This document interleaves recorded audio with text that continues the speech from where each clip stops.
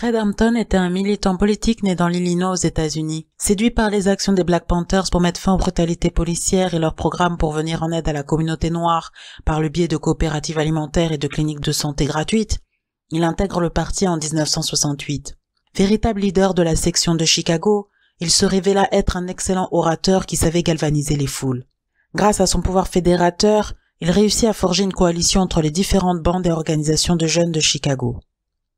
Considéré comme dangereux par la FBI, il va rapidement devenir une cible à éliminer dans le cadre du programme de contre-espionnage QuintelPro, Counter Intelligence Program, sous la direction de John Edgar Hoover.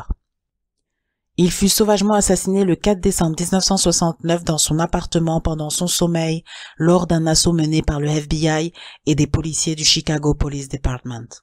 Mort sous une pluie de balles, il n'avait que 21 ans. Mark Clark, un autre responsable du mouvement, fut également tué pendant le raid. La fiancée de Fred Hampton, Deborah Johnson, alors enceinte de 8 mois et demi présente sur le lieu du crime, a raconté, je cite, « Nous étions dans notre lit, je me suis retrouvée sur Fred à un moment donné pour essayer de le protéger, quelqu'un m'a tiré hors de la pièce. Puis 2 policiers y sont entrés et l'un d'eux a demandé, « Il est mort ?»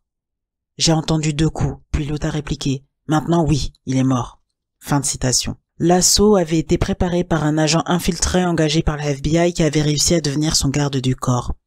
Comme souvent, les forces de l'ordre de Chicago ont menti en prétendant que les militants noirs avaient ouvert le feu sur des policiers, mais il a été prouvé que c'était le FBI, le bureau du procureur du comté de Cook et la police de Chicago qui avaient bel et bien organisé l'assassinat de Fred Hampton. Un documentaire produit par Mike Gray, sorti en 1971, intitulé The Murder of Fred Hampton, retrace son assassinat. En 1982, 1,85 million de dollars fut accordé en dédommagement aux familles des victimes, soulignant la présence d'une conspiration pour exclure de leurs droits civiques les Black Panthers. Et pour aller plus loin, je vous conseille les livres suivants.